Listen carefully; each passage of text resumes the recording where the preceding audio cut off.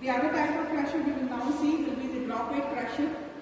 So as the name suggests, this will be where you will have the crusher working on what we call it as the manual mode, where this will be the weight that will be subjected, also this will be the material that will be used, that we will be subjecting to, used to reduce the particle to fine size material.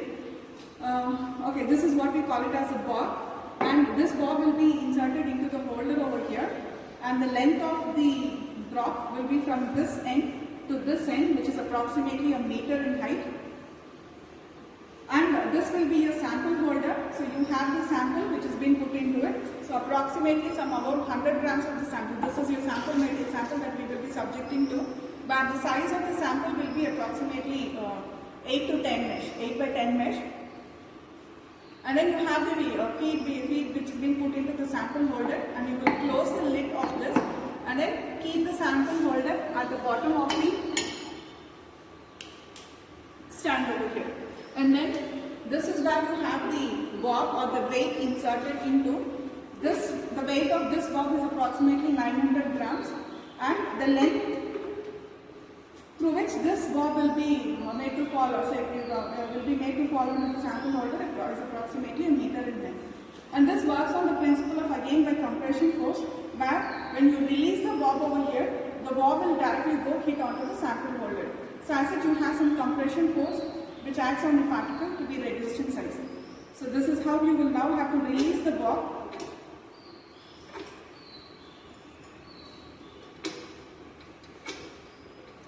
Started. So you have the feed put in the sample holder at the bottom, and this is the way that will have to be released. So this is how you release the weight. So the weight falls at a length of 1 meter. So you can also calculate what is the amount of force that is falling onto the particle.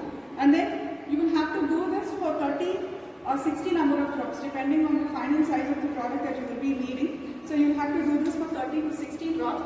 In between, you will have to take out the sample holder,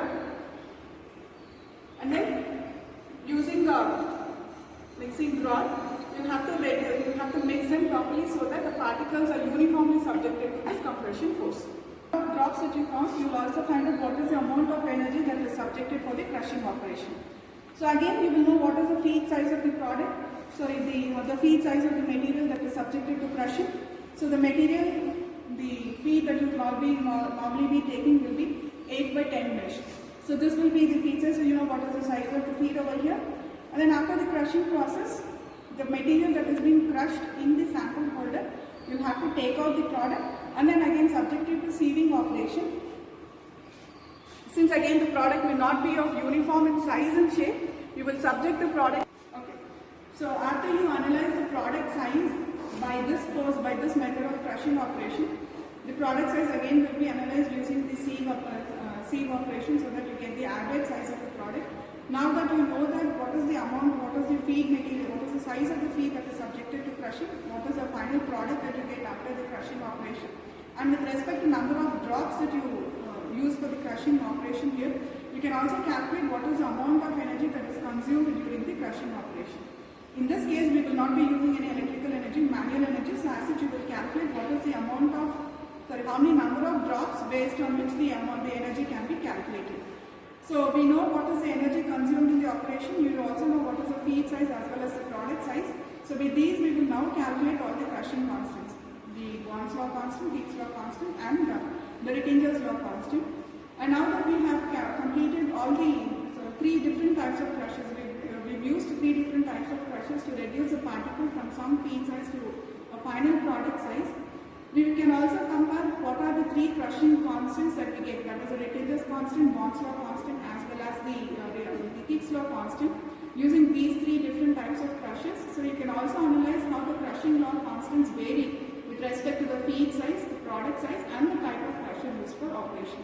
So this will help us to calculate, or say this will help us to analyze what type of crushers may be used in industry, depending on the requirement, depending on the feed characteristics, and depending on the requirement of the final